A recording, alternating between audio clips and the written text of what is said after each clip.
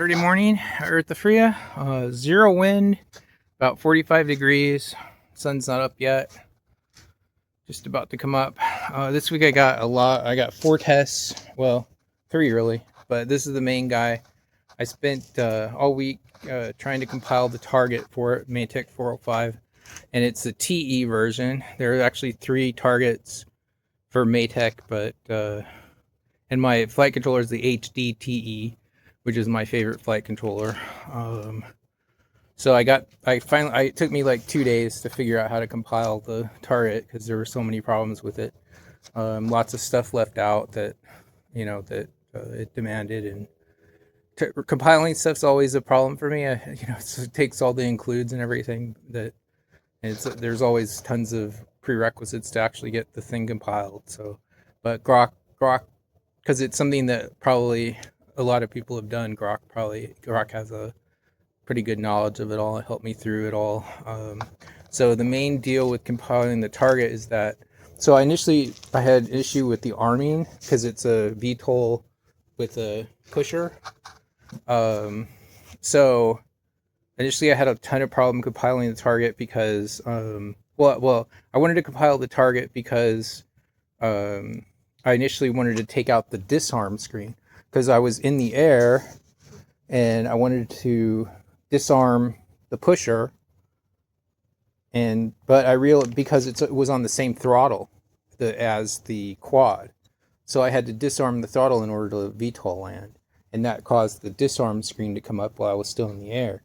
So I wanted to initially do that, but I realized I could just move the throttle for the plane onto onto the slider, and so I was able to do that in the target. So I just mapped all the throttles to my slider on my Zorro. So this is now the throttle for the pusher, and then of course the throttle for the Betaflight installation is just normal. So I'll try to take it off VTOL and see if it can handle the wing and not go crazy, because that's one of the big problems is they go into oscillations when they have a lot of weight on them like that. So that's a PID tuning issue usually. And then independently I'll be able to start up the pusher and get it flying horizontally while the Betaflight motors are still going. So that's a really big deal because that should provide for a very nice, easy transition. So then I got the Raggy. I remotored the Raggy because one of the motors was acting up.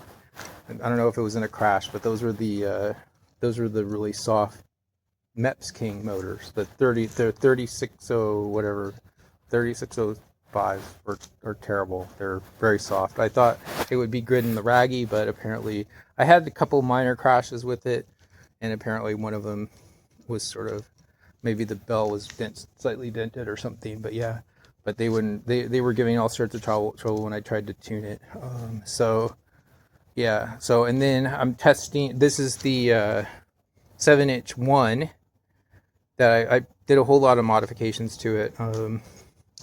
One of them is I got a BID for it, so if I can tune it up properly, it should be fine. It should be able to be registered and fly at long range. But I got new props for it. Did a whole lot of stuff to the programming, worked on the filters, did a whole lot of stuff there. And then I'm just going to do a prop test on the 7-inch. I'll probably just use the same battery on these guys. I'll start off with this guy, see how these props feel. These are Gym-Fan 704s. I tried 703.5s. I tried 705s, and they seem to really affect the battery life. So I think 704 is the butter spot for 7-inch here. I got some street racing. Yeah, these are the street racing 7-inch. So so hopefully they should be good too. But this guy has problems with amperage draw. So I think maybe the motors are misaligned. Maybe that's the cause of it. But it should be a lot better with the amp draw, and it's really high. It's not actually that much heavier than This guy with the GoPro, it's only 100 grams more. Maybe obviously more with the wing, but the wing actually doesn't weigh that much. But before that, before I put the wing on, it was drawing 20 amps versus these guys are 5 to 10. So, all right. So that's it for today. And then tomorrow I'll probably try to fly the Rare Bear out here. Really beautiful sunrise here. Need more clouds, but that's pretty cool, huh? All right, that zoom feature. All right, that's it for today then. Way over time.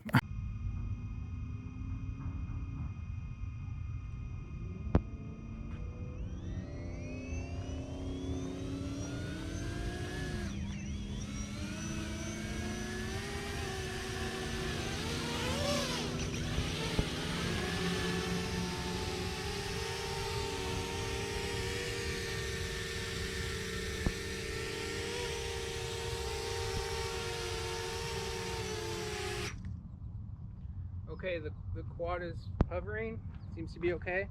So I'm going to take it off and add in the pusher because I'm currently armed. So we'll see how that goes. And I'm going to fly in the goggles, so we'll see if it oscillates at all. All right, here we go.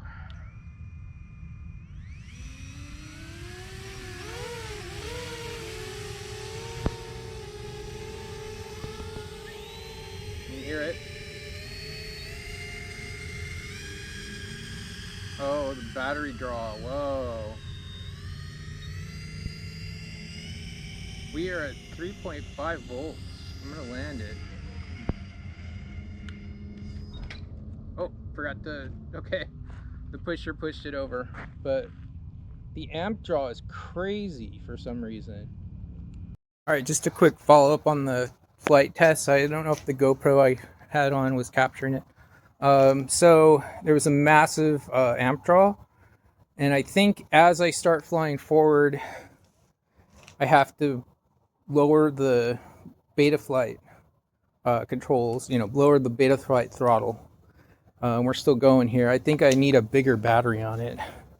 So the battery on there is just one of those what are they? Axisflying 5 amp motors. Got a little damage on the mount here. So when I turned over, but not a big deal. So we'll try again tomorrow probably with a bigger battery. So, all right.